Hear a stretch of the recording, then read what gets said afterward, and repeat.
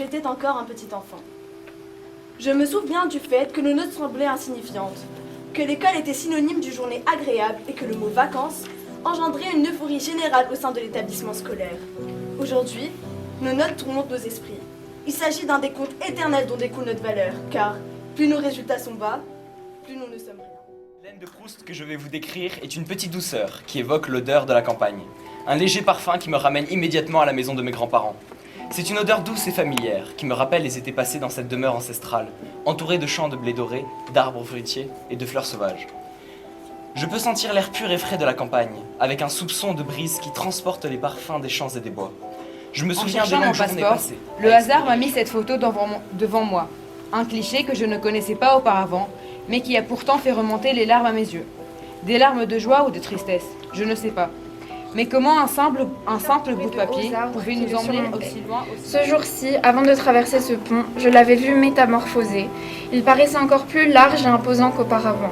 La pluie l'avait recouvert d'une couche reflétant absolument tout aux alentours. Qu'un livre ne peut pas avoir tout cet impact sur un vulgaire mortel. Pourtant, un mortel comme moi, qui n'a fait qu'exister pendant toute sa vie, s'est vu commencer à vivre lorsqu'il a connu la délicatesse de David C'est un comble Wilkins. pour moi qui ai l'habitude de filer tout droit. Je ne jetterai pas ma plume au vent.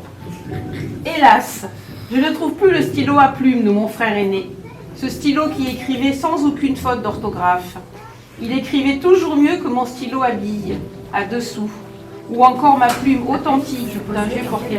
Porte de bois que s'offrit à moi la vue d'une piscine gigantesque, aux teintes de turquoise les plus envoûtantes que ce monde n'ait jamais permis de voir. Dans les Mes rêveries me transportent à ces moments de liesse générale, à la veille des grandes vacances d'été tant attendues.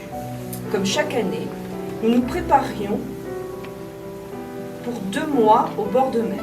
Nous, c'est la tribu. Frères et sœurs, oncles et tantes, cousins et cousines, sans oublier les anciens.